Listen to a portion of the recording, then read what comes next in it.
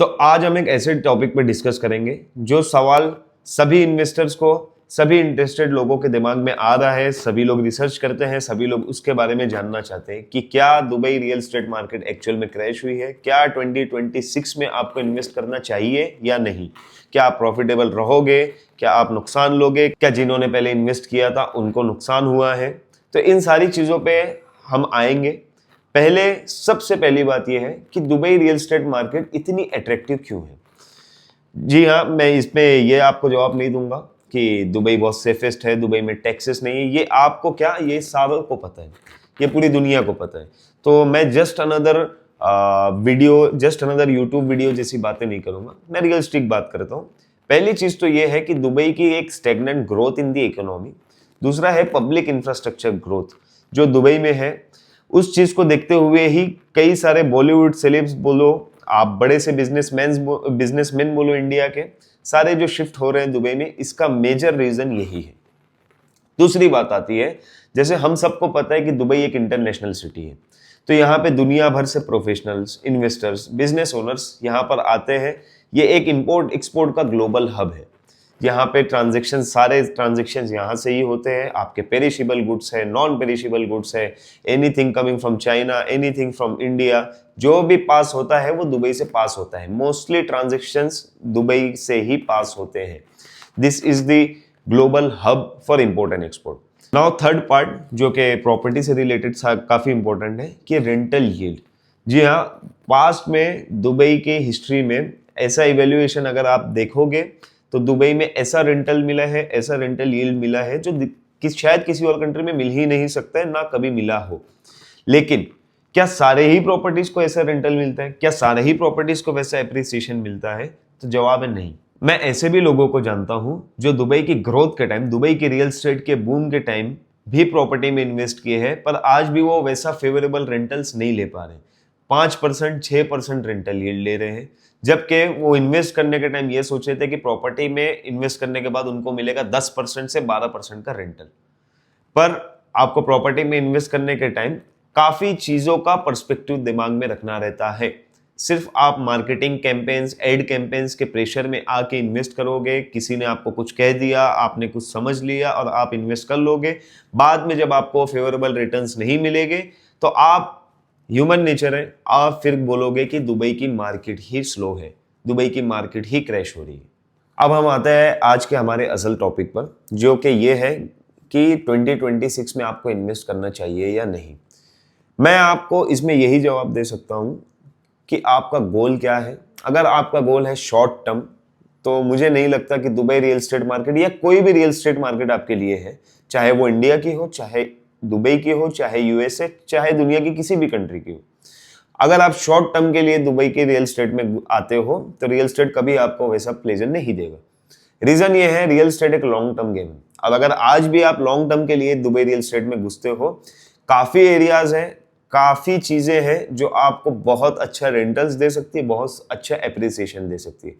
पर मैं आपको जैसे कह रहा हूं, काफी एरियाज, सारे एरियाज नहीं, काफी एरियाज में आते हैं। जैसे कि एयरपोर्ट का एरिया हो गया, जो दुनिया का सबसे बड़ा एयरपोर्ट अल मक्तूम एयरपोर्ट दुबई में आ रहा है। 2031 में प्रोजेक्ट फुली फंक्शनल हो जाएगा आपका एयरपोर्ट। तो जो प्रॉपर्टी की प्राइसेस बढ़ेंगी, जो लोग मुंबई से हैं, जो लोग दिल्ली से हैं, वो मेरी बातों से रिलेट कर सकते हैं कि एयरपोर्ट का पास में होना प्रॉपर्टी की कीमत को कैसे बढ़ाता है। फिर आप शॉर्ट टर्म रेंटल्स देखो, लॉन्ग टर्म रेंटल्स देखो, एप्रिसिएशन तो होना ही। पर अगर आप शॉर्ट टर्म इन्वेस्टमेंट के लिए सोच रहे हो कि आप आज पैसा डालोगे, आपको किसी ने कह दिया दुबई रियल एस्टेट में आज 1 रुपये डालोगे, 1 साल में 2 रुपये हो जाते, ये रियलिस्टिक अमाउंट नहीं है। ये ऐसी चीजें रियलिस्टिक नहीं होती है। किसी भी रियल एस्टेट में आप जाओगे ये चीज पॉसिबल नहीं है। So my suggestion would be कि अगर आप बहुत टाइम से सोच रहे हो रियल एस्टेट में, दुबई में मोस्टली आपको इन्वेस्ट करना है, पर आप एक सही टाइम का इंतजार कर रहे थे और आप एक लॉन्ग टर्म गेम देखते हो, आप कैलकुलेशन पे विश्वास रखते हो, आप एक इमेजिनरी नंबर्स पे विश्वास नहीं रखते हो, तो मैं आपको ये सजेस्ट करूंगा कि आप मेरे आगे जो मैं पॉइंट बता रहा हूं वो पॉइंट को कंसिडर करते हुए आप प्रॉपर्टी में इन्वेस्ट करिए। आप सारी चीजों को सेग्रीगेट करिए। आपको क्या क्या पॉइंट्स मैं बता रहा हूं, पेमेंट प्लान, फ्लेक्सिबिलिटी, क्योंकि इस वक्त में हमें सबसे ज्यादा फायदा हो सकता है। इस वक्त हम जो चाहे वैसे स्ट्रेच करा सकते हैं। तो मैं आज के मेरे लास्ट टॉपिक पे आता हूं कि हमको कौन से सारे पॉइंट्स कंसिडर करने हैं इन्वेस्टमेंट करने से पहले। पहला सबसे इंपॉर्टेंट पॉइंट आता है आपका लोकेशन, आपका डेवलपर, आपके बिल्डअप क्वालिटी, आपके सारे चीजें, आपका फसाड कैसा है, इंफ्रास्ट्रक्चर कैसा है, ये सारी चीजें बाद में आती है। पहले आता है आपका लोकेशन। लोकेशन के पास अगर आपको, मैं दुबई में हूं, मैं आपको बता सकता हूं लोकेशन में आपकी प्रॉपर्टी के पास अगर मेट्रो स्टेशन हो, आपकी प्रॉपर्टी के पास स्कूल्स हो, आपकी प्रॉपर्टी के पास कमर्शियल स्पेसेस हो, आपकी प्रॉपर्टी के पास कोई भी पब्लिक ट्रांसपोर्ट हो, एयरपोर्ट हो, मॉल्स हो, सुपरमार्केट हो, तो आपकी प्रॉपर्टी को चार चांद लग जाते हैं। यही अगर आप प्रॉपर्टी सस्ती देखने के लिए जाओगे, आपका बजट नहीं है लेकिन आपको कैसे भी इन्वेस्ट करना है और आप सोचोगे कि मैं पूरा पूरा इन्वेस्ट कर देता हूं, तो आप किसी दूर से एरिया में जाओगे, वहां पे प्रॉपर्टी लोगे, आपको वो चीज रेंटल नहीं देगी। You have to think realistic.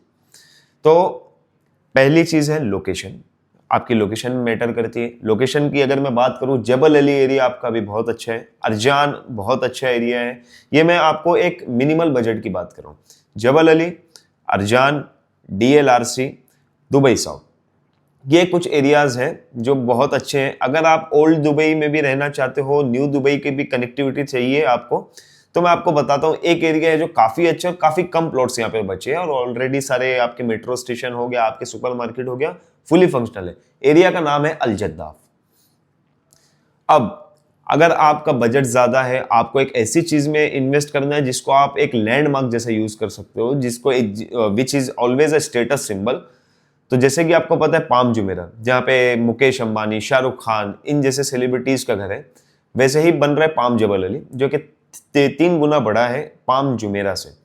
तो अगर आपका बजट आपको अलाउ करता है, आपको एक लैंडमार्क में इन्वेस्ट करना है ताकि आपकी कैपिटल एप्रिसिएशन भी हो and you will get your status symbol, तो आप यहां पर इन्वेस्ट कर सकते हो। बट अगर आपको रेंटल यील्ड है, आपकी कैपिटल एप्रिसिएशन है, छोटी अमाउंट से आपको इन्वेस्ट करना है, अच्छे फ्लेक्सिबल पेमेंट प्लान से, तो आप ये एरियाज को चुन सकते हो जो मैं आपको 4 से 5 ऑप्शन बताया। दूसरा आता है आपका डेवलपर।